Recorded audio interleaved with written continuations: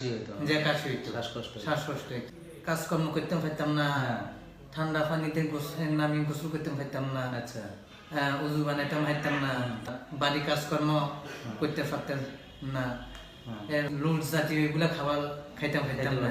নামাজে ঠান্ডা আজান দিতে পারতেন, আজান দিলাম আজান দিতে তার শ্বাস উঠে যাইতো এবং এই যে এখন আল্লাহর রহমতে আজান দিতে পারে। আসসালামু আলাইকুম, জি ভালো আছেন না? জি আছি আলহামদুলিল্লাহ। তো এখন আপনি এই যে চিকিৎসা করলেন, চিকিৎসা করার পরে এখন আপনি কেমন আছেন? আলহামদুলিল্লাহ ভালো আছি। আলহামদুলিল্লাহ।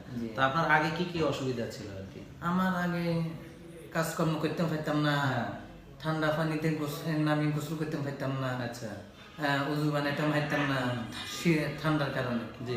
তারপরে যান না বাড়ি কাজকর্ম করতে পারতেন না, এরপরে যাই বিভিন্ন ওই লুট জাতীয় এগুলা খাবার খাইতাম না। এখন আলহামদুলিল্লাহ খাইতাম হারি। আচ্ছা আপনার সমস্যাটা কি হইতো? খাইলে কি অসুবিধা হতো? ওই লুট জাতীয় এগুলা খাইলে আগে ক্ষতি করতো, হ্যাঁ এখন আলহামদুলিল্লাহ। আর এই যে ঠান্ডা পানি দিলে কি অসুবিধা হতো? ঠান্ডা পানি দিলে আমার শ্বাস উঠে যেত, আমি গোসল করতে আর আপনি কি করেন এমনি?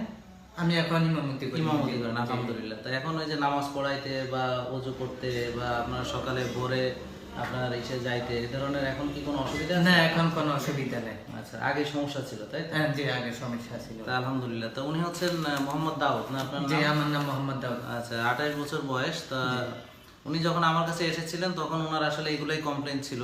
উনি ইমামতি করেন, ওনার নামাজ পড়াইতে, তারপরে সকালে উঠে ফজরের নামাজে ঠান্ডা আজান দিতে পারতেন, আজান দিতে তার শ্বাস উঠে যাইতো এবং এই যে এখন আল্লাহর রহমতে আজান দিতে পারতেছে, উযু করতে পারতেছে এবং কেরাত করতে পারতেছেন। এখন আপনারা জানেন শীতকাল এবং গ্রামে অনেক শীত পড়ছে, বাইরে অনেক কুয়াশা থাকে, হ্যাঁ এর ভিতরে আল্লাহর রহমতে তা উনি এখন এই কাজগুলা করতে পারতেছেন। তাহলে অ্যাজমাকে নিয়ন্ত্রণ করতে পারলে আমরা যে কোনো কাজই করতে পারি। যেমন একটু আগে উনি আমার কাছে জানতে চাইছিলেন যে উনি যদি বিদেশে যাওয়ার একটা ইচ্ছা আছে, ওখানে যে ভারী কাজ করতে সমস্যা হবে কিনা।